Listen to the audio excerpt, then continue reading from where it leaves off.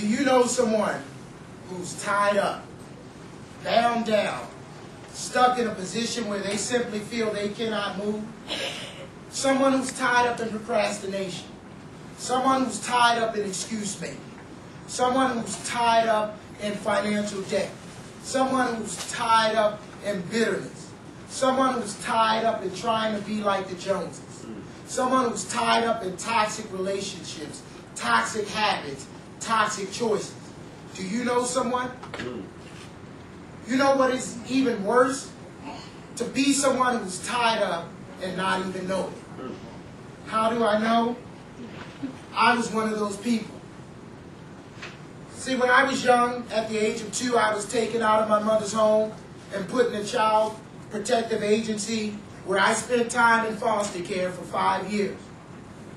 And after that, my brother and I, we were allowed to come back to my mother's home, and she raised us in Cherry Hill. But a funny thing happened.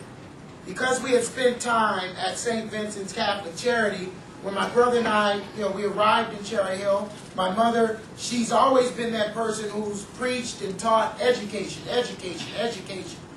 And she told us, once you put it here, no one can ever take it away. So when we went to the school, we didn't walk like them, we didn't talk like them. So oftentimes my brother and I would find ourselves being picked on, being chased home, being in fights and things like that.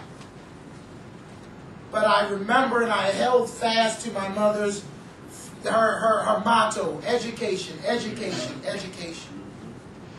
And I performed and I excelled. I was sold on education, but I also struggled because of my anger and bitterness. Every time I would get in trouble, I would always revert back to one or two things.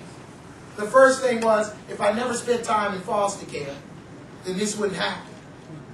Or if I only had a dad, someone who could sit me on his lap and talk to me man to man what growing into a teenage boy is all about, what growing into a young adult male is all about. If I only had that. Because at that point in time in my life, I used to give my mother Mother's Day cards and Father's Day cards because she was all I knew as a role model. One of the reasons why I wanted to make that choice to go into the military was to give myself and my daughter better opportunities in life.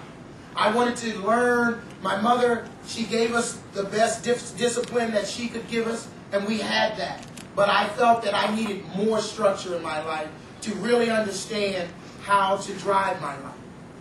And that's what the Navy gave me. And I started to move forward, and I taught myself how to give myself the command to move no matter what it is I do.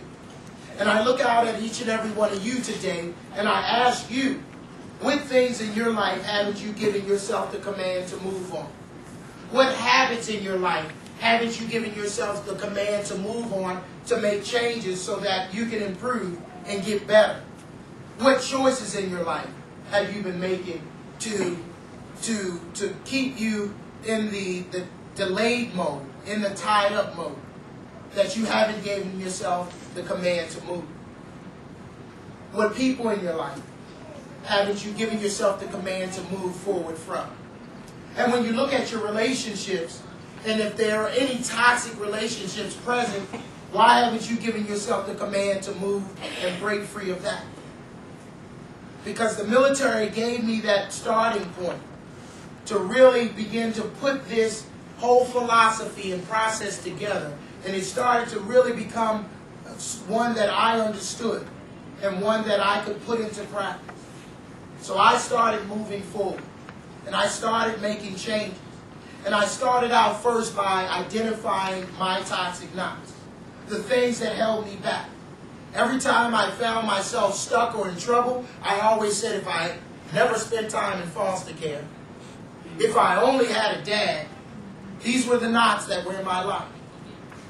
And those were the excuses that I used. And then I started to think, once I identified my knots, how can I untie them? And I started working through them. And you have to understand, we'll never be 100% knots free. There always will be challenges. There always will be obstacles. People will lie to you. People will cheat you. You will even sabotage yourself. So it's always a constant work in process. Of life may test you, leaving your will feeling tired and tried. Don't stop. Never give up. Never quit. You've only been delayed, but you're really not.